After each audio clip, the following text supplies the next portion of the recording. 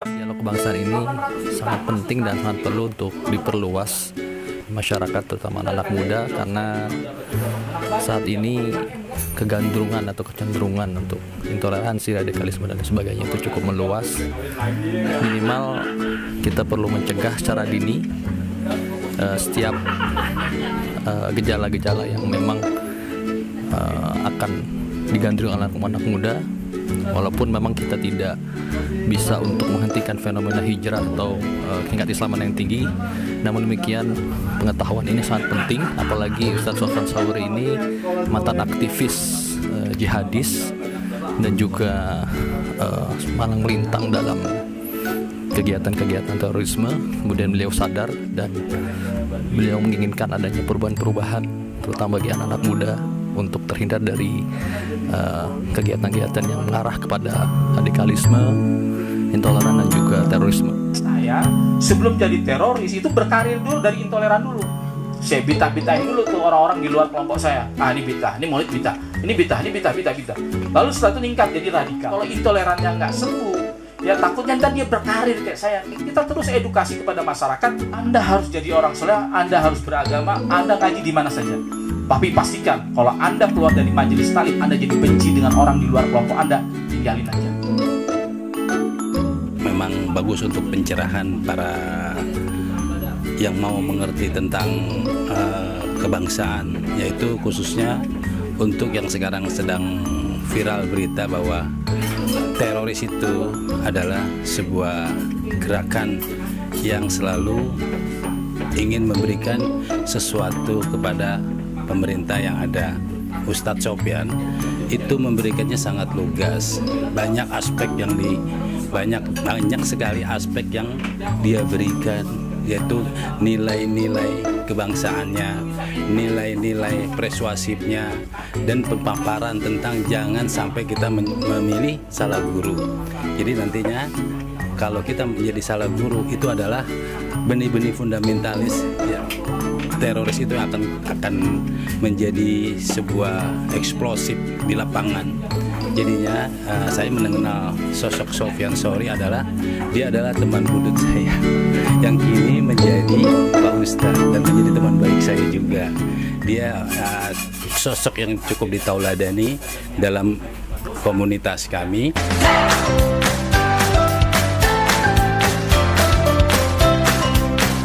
Karena ngaji, belajar agama tidak mengajarkan Anda untuk membenci orang-orang Islam atau orang-orang di luar kelompok Anda, apalagi sampai menyuruh melakukan tindakan-tindakan destruktif. Dan dia mengalir seperti bagaimana ya doktrinisasi jahat ya itu merasuki tubuh kita tanpa terasa ya. Kita mulai membid'ah-bid'ahkan amalan orang lain, lalu kita berpikir radikal ya kan, sok tahu dan sebagainya, padahal baru ngaji sehari dua hari atau ikut pesantren kilat, kita lalu berfatwa ya, berani berfatwa dalam urusan-urusan darah dan sebagainya.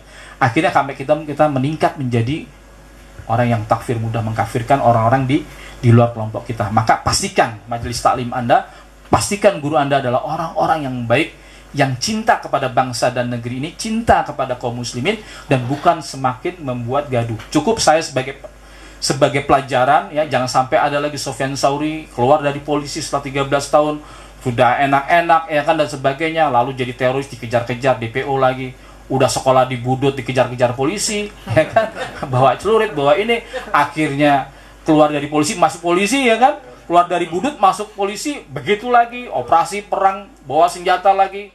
Dalam suatu majelis dengan seorang syekh, ya syekh, saya kagum sekali dengan antum. Saya ingin ngaji sama antum, saya ingin belajar sama antum. Terus dikatakan oleh Syekh tadi, kamu berasal dari mana? Saya dari Tarim. Oh, kok Tarim itu berarti mazhab Syafi'i? Betul, iya betul. Kamu jangan ngaji sama saya, kata Syekh tadi. Loh, kenapa? Saya mau belajar sama antum. Jangan, saya bermazhab Imam Ahmad. Saya bermazhab Imam Ahmad. Loh, emang kamu nggak boleh? Nanti kalau Anda belajar dengan saya, nanti Anda pulang kampung, Anda akan bikin gaduh. Anda akan bikin fitnah nanti. Yang kedua, Anda nggak ada teman diskusi. Karena mazhab Syafi'i semua, Anda akan jadi kayak alien. Maksudnya asing sendiri gitu. Nah, ini Bang, saya ngaca ini sekitar tahun 2000-an sebenarnya. Memang nih saya nyalahkan pemerintah juga sebetulnya. Ketika banyak ada suatu organisasi, saya nggak sebutkan karena ini. Jadi dia kirimkan banyak para tulab para tholabul ilmi ke Arab Saudi ceritanya. Nah, mereka belajar semua di sana. Itu tahun 80-70 nggak ada segaduh kayak sekarang bang. Di era tahun milenium ini kan bid'ah, dikit-dikit bid'ah, dikit-dikit tahlilan bid'ah, maulid bid'ah, semua bid'ah semua. Akhirnya jadi apa? Di masyarakat terpolarisasi. Akhirnya orang-orang yang disekolahkan ini balik ceritanya. Karena mereka nggak belajar mazhab tentang Syafi'i, mereka nggak pernah belajar tentang sanad bagaimana, ya kan? Mereka kuliah hanya dia pintar bahasa Arab aja. Yang ngajak berantem duluan mereka sebenarnya. Iya, dia pulang bikin gaduh. Ini nggak boleh, ini nggak boleh. Akhirnya masyarakat kan kacau nih bang. Akhirnya jadi pada berantem semuanya. Makanya kemudian kata Imam Az-Zahabi dalam kitabnya Syiar Alam An-Nubala, dia mengatakan yang bagi lil muslim yasta'idu minal fitan. Hendaknya seorang muslim menghindari daripada fitnah, la yazgabu bidzikr madahil gharib, dan tidak menyibukkan diri mereka kepada perkara-perkara yang asing di dalam mazhab. Perkara-perkara asing di dalam mazhab, wala fil usuli wala fil furu', tidak saja dalam masalah-masalah pokok agama maupun masalah-masalah cabang. Dan aku tidak melihat orang-orang yang melakukan demikian itu tidak mendapatkan kebaikan, dan dia malah mendapatkan keburukan. Kenapa? Karena akwalnya dia, fatwa-fatwanya dia, statement-statement dia itu membuat akhirnya dua masyarakat yang soleh-soleh di antara hamba-hamba Allah ini jadi pada berantem. Nah ini ternyata akwal dari Imam Az-Zahabi dalam kitab Syiar An-Nubala ini, ternyata dulu ada mazhab Imam Ahmad dan mazhab Syafi'i berantem bang di negeri Syam, sampai baku bunuh dia. Kenapa? Cuma gara-gara menyibukkan ngomong ini ya kayak tadi bang, masalah furu yang penuh dengan ikhtilaf, ya kan, di kalangan para ulama dianggap ini sama dengan yang sekarang nih. Kalau kita lihat yang jadi sumber masalahnya, saya kadang setuju juga apa yang dikatakan Kiai Akil Sirot, ya kan, yang mengatakan ini sumbernya ini jangan-jangan kelompok-kelompok yang selama ini mengajak kepada Arwan dan As-Sunnah tapi nggak butuh syara ulama. Akhirnya gaduh di masyarakat. Anda coba lihat surat yang dibaca oleh Zakia ini di paragraf ketiga bang. Saya berpesan kepada keluarga saya jangan ikut pemilu, karena ikut pemilu itu adalah demokrasi. Demokrasi itu adalah syirik, dan itu akan melahirkan daripada hukum-hukum buatan manusia. Di sini bang Salafi jihadinya ini kelihatan banget Wahabinya. Kenapa? Karena memang menurut pemahaman kelompok-kelompok ini demokrasi itu adalah syirik. Ya, karena dia dianggap syirik karena kedaulatan hukum itu ada di tangan Allah, bukan di tangan manusia. Sedangkan demokrasi ada di tangan. Padahal demokrasi di Indonesia itu adalah mekanisme dalam mencari pemimpin doang bang. Dan di dalam Al-Quran mekanisme dalam mencari pimpinan itu nggak pernah ada yang tegas gitu. Misalnya begini, di Al-Quran memuji kerajaan Daud dan kerajaan Sulaiman. Ya, kadang Nabi Muhammad SAW tidak pernah menunjuk langsung siapa penggantinya dia, gitu. Dan Abu Bakar itu langsung menunjuk Umar untuk menjadi penggantinya dia. Kemudian Umar membentuk tim 6 untuk mencari pendukungnya. Lalu ketika di zaman Utsman bin Affan terbunuh, nggak tahu kemudian secara aklamasi Dewan Syura memilih Ali bin Abi Thalib. Jadi nggak ada yang pernah jelas bang. Kadang di Al-Quran memuji kerajaan, kadang di dalam sunnah juga Rasulullah tidak secara tegas memilih pemimpin, dan itu diserahkan kepada. Dan pola-pola demokrasi seperti ini, istilah demokrasi itu sebetulnya cuma cari pemimpin. Jadi nggak mungkin kita bisa kafirkan gitu. Karena apa? Karena memang hukumnya kan berubah menurut zaman dan tempat gitu. Kita nggak bisa tekstual. Nah inilah yang kemudian tekstualis ini bang, yang kemudian cara memahami agama ini berbahaya. Makanya kemudian saya sebelum jadi teroris itu berkarir dulu dari intoleran dulu. Saya bid'ah-bid'ahin dulu tuh orang-orang di luar kelompok saya. Ini bid'ah, ini maulid bid'ah, ini bid'ah, ini bid'ah. Lalu setelah itu ningkat jadi radikal. Lalu jadi teroris. Saya takut kalau intolerannya nggak sembuh, ya takutnya ntar dia berkarir kayak saya nih. Dan itu bahaya gitu loh. Tapi sekarang ala kulihal. Nah kita terus edukasi kepada masyarakat.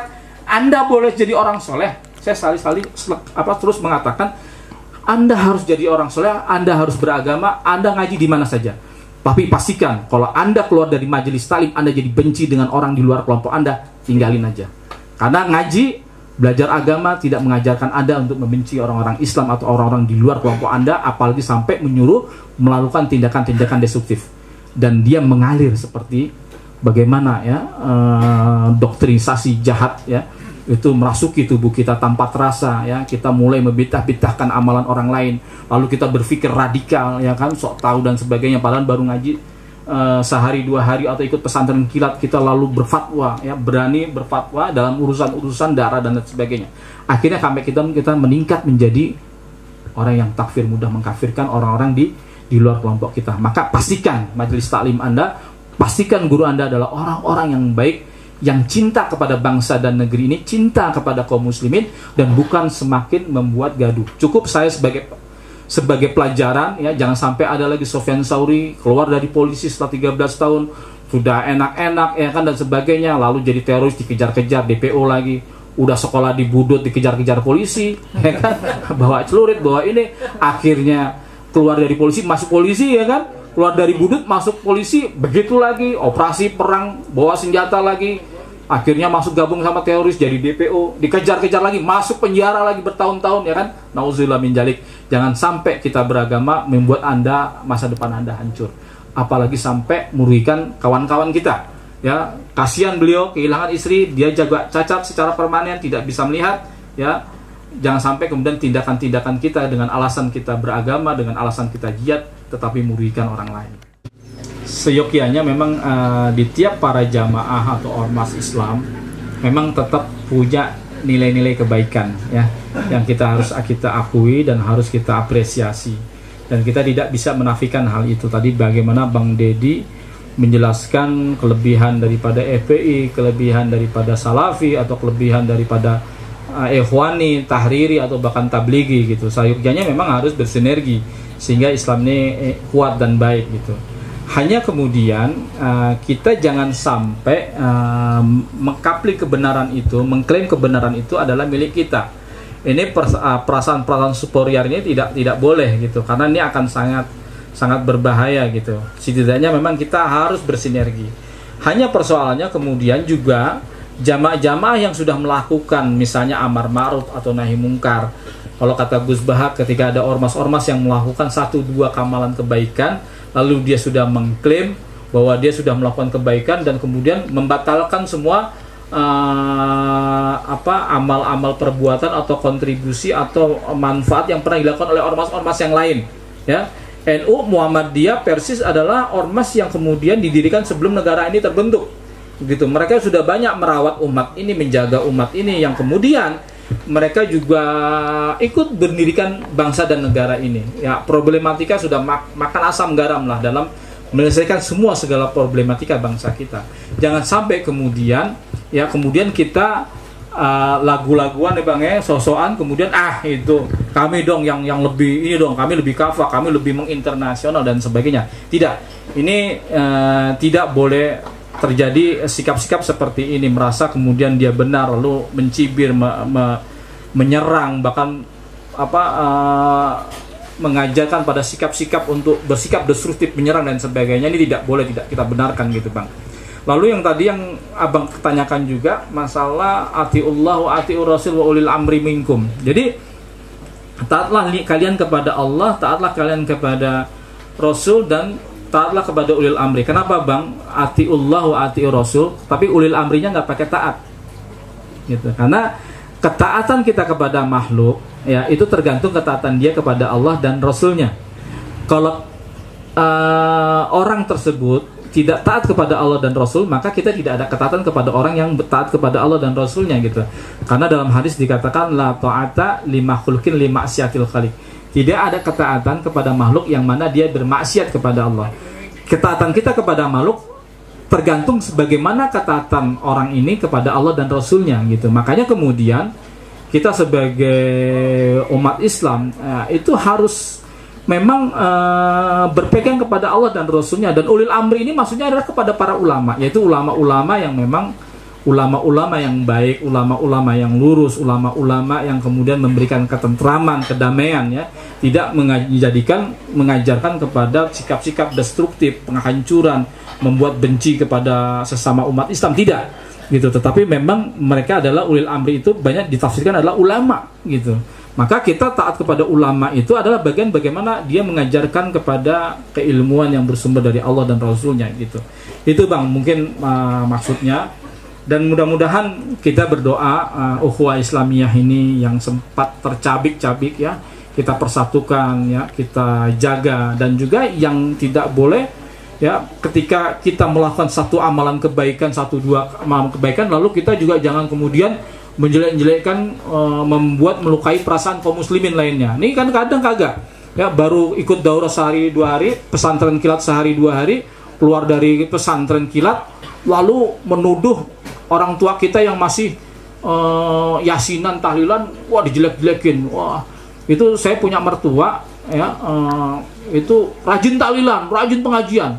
Tiba-tiba dia nyetel radio, Bang, satu saluran radio yang ada di Cilengsi, ya kan gitu. Emak bingung dah ya, kenapa ya? Kenapa ya? Ini tahlilan katanya bid'ah, maulid Nabi kagak boleh. Berarti gimana mama di sini pada tahlilan, pada maulidan katanya gitu. Ya udah mak, nggak usah dengerin lagi kayak gitu, saya bilang gitu. Udah, artinya apa? Jangan provokatif gitu loh. Ini kita udah ribuan tahun tradisi-tradisi ini, dan ketika dia mengadakan maulid itu kan bentuk cinta dia kepada nabinya, pengagungan kepada nabinya, ya kan. Bahkan di acara maulid itu ada acara zikir, ada acara salawatan zikir juga diajarkan oleh Nabi. Di situ ada makan-makan, ada menyantuni anak yatim. Lalu kenapa juga dibitah-bitahin misalnya begitu? Ini kan akhirnya mayoritas umat Islam yang udah ribuan tahun di sini nih, udah ratusan tahun, tradisi udah mengkarat, tiba-tiba dibitah-bitahin, Bang. Kan marah, Bang. Apalagi ada ustadz yang memang acara maulid dia tajir melipir, ya kan, dapat ini, terus kemudian kan nggak bagus kayak begitu. Nah, makanya hati-hati di lisan nih. Walaupun Anda punya dalil segudang apapun, ya, punya dalil begini, tapi Anda nggak boleh membuat, ya, ada istilahnya begini, Bang, al maslahatu ta'liful qulub aula min fi'lin mustahabat. Tadi saya sudah jelaskan juga. Jadi perasaan maslahat, menjaga perasaan kaum muslimin harus didahulukan daripada amalan sunnah itu sendiri. Anda ingin melaksanakan amalan sunnah, yang kemudian amalan sunnah itu nggak biasa dikerjakan di sini misalnya. Lalu kemudian kalau Anda laksanakan itu jadi rame, maka Anda harus menunda itu. Ini pernah, Bang, ada kejadian kami di Aceh kita. Ini kita kelompok jihad semua. Ada Dulmatin, ada pelaku bom Bali. Ceritanya kita pada kesiangan nih. Jadi masuk subuh itu udah rakaat pertama, tapi masih bisa. Karena anak-anak tidak lupa atau tidak mengerjakan sholat fajar, akhirnya setelah subuh pada sholat di situ. Padahal masih di masjid itu. Nah, kita tahu di Aceh ini kan masyarakatnya masyarakat Syafi'i, ya kan, nggak ada setelah sholat subuh ada amalan sholat lain, ya, Bang, kan nggak ada tuh. Tapi teman-teman nih yang agak-agak, ya, kita kan Wahabi tulen, Bang, 100% dulu kan. Kita sholat aja, habis badas sholat subuh habis sholat subuh kita sholat. Saya tahu karena saya pernah di NU di Peloso. Saya nggak mau sholat itu, Bang, walaupun saya tahu dalilnya. Akhirnya saya bilang sama teman-teman, lu pada gila ya. Lu kenapa, Ustaz? Lu ngapain sholat di masjid? Kalau kita mau ba'diyah sholat ini karena mengejar ketertinggalan sholat fajar, itu kita di rumah aja. Ini kita ngajak sapi ini, pasti rame ini besok nih, saya bilang. Enggak apa-apa gitu. Akhirnya udah, bener, Bang, ternyata besok rame. Apa kata jamaah masjid? Itu kemarin ada siapa itu aliran sesat? Kenapa? Mereka pada sholat pada subuh. Tadi gitu. Ini ada amalan sunnah, ada dalilnya. Cuma mungkin saja saudara-saudara kita belum pernah mendengar hadis ini gitu. Ini kalau kita beragama secara hubut tamayus, ingin tampil beda, selalu menimbulkan fitnah. Ini mau jadi apa ukhuwah kita? Kita baru, wah ini tanah cungkrang. Nggak bisa, yang sunnah tuh yang cungkrang. Yang nggak cungkrang itu di neraka nanti. Itu gimana, Bang, kalau kayak begitu? Padahal ada juga kayak Ikhwani, ada orang-orang, maksudnya Ikhwanul Muslimin, ada orang-orang NU, Muhammadiyah, Persis, ya, mereka pada di bawah mata kaki tuh di neraka apa gimana tuh, kan gitu. Nah, nggak bisa begitu. Jadi ada orang melihat ilat hukum gitu, bahwa selama kita tidak melakukan kesombongan itu juga tidak disebut isbal begitu. Nah, ini kan kadang enggak, pokoknya di mata kaki, wah di neraka itu dia semua tuh. Nah, gitu. Kita nggak bisa gegabah mengatakan ini nggak boleh ini haram dan sebagainya tanpa kita ngaji membandingkan dengan dalil-dalil yang lain. Ya, kita nggak boleh terburu-buru cepat-cepat menyalahkan orang lain. Kalau orang-orang NU mengatakan bahwa kondisi negara ini adalah waliul amri ad-daruri besyaukah, ya, karena pemerintahan waliul amri yang memang punya kekuatan, yang kemana kekuatan tersebut bisa membuat rasa aman gitu. Karena kalau dalam kondisi perang kita sulit untuk beribadah, ya kan. Makanya kemudian sila-sila kelima ini bentuk klausul, bentuk perjanjian, sebagaimana Rasulullah SAW ketika dia masuk Madinah, dia mengikat perjanjian dengan orang-orang Yahudi. Dia juga mengikat perjanjian dengan orang-orang paganis Ya, dia mengikat perjanjian kepada kaum muslimin di sana, menyatukan antara jamaah Ansor, Muhajirin dan sebagainya untuk bersatu. Maka dibuat perjanjian, siapa saja yang memusuhi orang-orang Yahudi yang ada di Madinah, maka kaum muslimin berhak ikut menjaganya. Gitu, barang siapa yang menyerang kaum muslimin, maka orang Yahudi juga harus ikut membelanya. Jadi klausul hidup bersama. Jadi yang salah di mana gitu. Makanya kadang dulu kami menganggap bahwa Pancasila itu togut, itu tidak, bukan dari Islam, padahal yang merumus adalah umat Islam. Dan sah-sah saja ya hukum-hukum tersebut. Contoh misalnya kita membuat syariat hukum, misalnya Bang, taat dalam berkendaraan pakai helm. Karena dalam ilmu usul fikih, bahwa setiap ada maslahat maka ada syariat. Jadi menjaga ketentraman ini kan bicara maslahat, maka itu ada syariat Bang. Dan makanya ketika ada orang anti kepada qiyas, anti kepada uruf dan sebagainya, ini menyebabkan kita kemudian, wah ini nggak ada di Al-Quran. Ya emang nggak ada di Al-Quran, tidak ada di sunnah. Tapi yang namanya ada kesepakatan atau nilai-nilai di tengah-tengah masyarakat, itu bisa menjadi sumber hukum. Jadi ada istilahnya dalam usul fikih itu al-adatu muhakama. Adat itu bisa jadi sumber hukum. Gitu. Bahkan kata Ibnu Mas'ud mengatakan, man ra'ahu muslimin hasanan fahuwa indallahu amrun hasan. Apa yang dianggap oleh kaum muslimin itu adalah sebuah kebaikan, maka di sisi Allah itu juga sebuah kebaikan. Kalau kemudian kaum muslimin membuat suatu sepakatan yang itu ada kebaikan, maka boleh. Ya, karena memang Islam itu dalam usul fikih itu Bang ada pelajaran syar'u ma qablana. Ada syarat-syarat sebelum Islam datang. Contoh misalnya uruf tentang menikah. Itu sahabat-sahabat itu tidak ada yang kemudian setelah Islam hadir memperbarui nikahnya atau membatalkan nikahnya kemudian nikah lagi. Gitu enggak. Karena dianggap uruf menikah itu adalah syariat lama yang kemudian dipertahankan oleh Islam. Padahal itu merupakan adat istiadat jahiliyah. Maksudnya di masa jahiliyah itu sudah ada. Dan para sahabat Nabi sekalipun tidak ada yang memperbarui nikahnya. Karena memang syariat itu adalah uruf. Syariat itu merupakan adat yang berlaku yang kemudian dipertahankan oleh Islam. Ada hifdzul fudul, ada perjanjian perdamaian, jaminan keamanan yang mana itu adalah produk-produk jahiliyah yang kemudian dipertahankan dalam Islam selama uruf tersebut tidak bertentangan dengan Al-Quran dan As-Sunnah, tidak bertentangan dengan nilai-nilai agama. Ibadah puasa, bahkan ibadah puasa itu adalah kutiba alaikum kama kutiba alal ladzina min qablikum, sebagaimana orang-orang terdahulu juga diwajibkan gitu. Nah inilah yang kemudian kadang kita ya sekarang kan kalau bukan dari Islam itu nggak bisa digunakan, nggak juga. Kadang kalau itu memang sebuah kebaikan, nilai-nilai di masyarakat itu bisa diambil sebagai sumber hukum ya dalam syariat itu sendiri. Itu mungkin Bang salah satu ujian saya. Saya tambahan sedikit aja soal Pancasila ya. Saya lihat dari perspektif internasional ya. Kebetulan saya ngajar di hubungan internasional di UIN Ciputat. Kalau tadi perspektif agamanya sudah, jadi Pancasila itu sebenarnya menjadi alat diplomasi yang menarik sekali yang dibawakan oleh Soekarno. Tentu Soekarno tidak sendirian, tapi ada tokoh-tokoh yang lain dan di situ juga ada tokoh agama. Karena sistem internasional itu sekuler Pak. Sistem kita internasional itu sekuler karena dia lahir dari perdebatan berakhirnya perang 30 tahun di Eropa antara Roman Katolik dengan Protestan waktu itu.